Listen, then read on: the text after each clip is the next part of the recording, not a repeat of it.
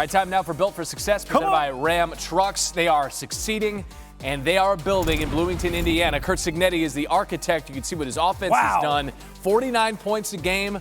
They haven't trailed this season. They're 7-0 for the first time since 1967. That's all impressive. The most impressive thing I'm seeing on this full screen, my guy is a fashion savant, a trailblazer. We know about the quarter zip. The Manning brothers have made it famous. We know about the full zip. That's standard.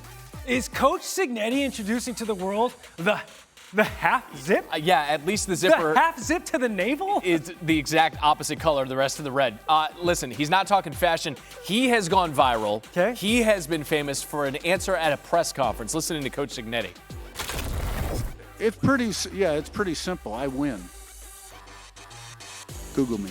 Oh, okay, that goes so hard. It does. Let's welcome in, so you mentioned the fashion of Curt Cignetti, who has never had a losing season in 14 seasons. We never lose with Heather Dinich, our queen who's with us, and she is rocking a wonderful sweat that you said looks like she's wearing a fabric hug. A fabric hug, yes. I want to hug of fabric. Heather, for the purposes of this, though, let's continue to heap praise on Indiana.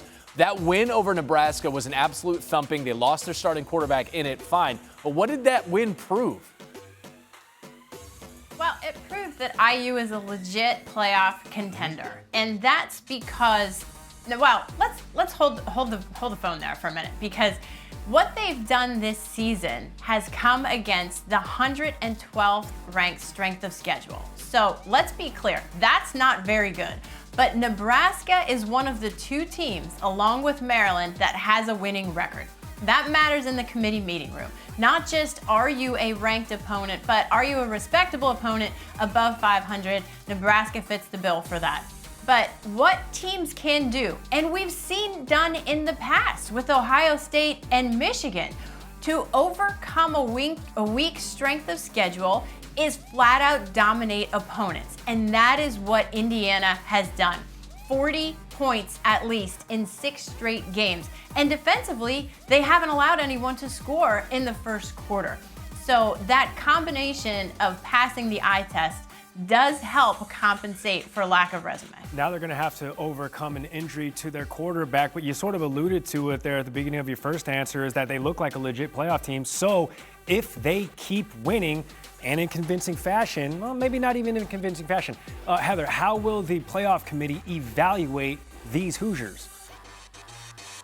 Well, the committee, first of all, evaluates injuries to key players. So they will know that Curtis Rourke is out for this game against Washington. But according to the great Pete Thamel, he's not expected to be out for too long. So how do they fare? Can they win without him? Do they still look like a playoff team without him in the lineup? That's the first thing. Down the stretch, can they beat Ohio State? Look, if that's the only chance that they really have to wow the College Football Playoff Selection Committee left on their schedule, that November 23rd game at Ohio State, because a win against Michigan, that's turning into a shoulder shrug, let's be honest. So if they finish 11-1 and their only losses to Ohio State, and they are not playing in the Big Ten championship game, they're fighting for one of those 7 at-large bids.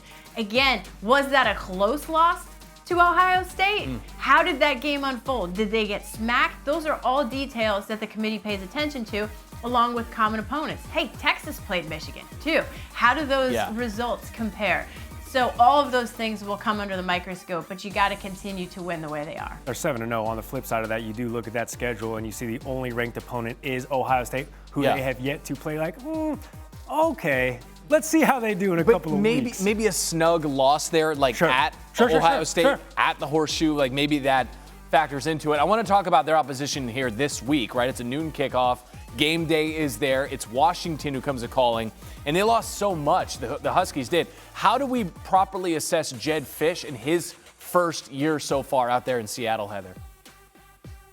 Well, quite honestly, I think it's been fantastic, because I remember talking to him at Big Ten Media Days when he called it a complete reboot. I mean, think about this. 46 new scholarship players, 21 of 22 new starters, and this team beat Michigan, okay? Look, I realize they go on the road, they have a close loss at Rutgers. Remember, that's now a cross-country trip, right? But you're talking about a new coaching staff, strength and conditioning staff, nutrition staff. I mean, the word reboot was 100% accurate, and they beat Michigan.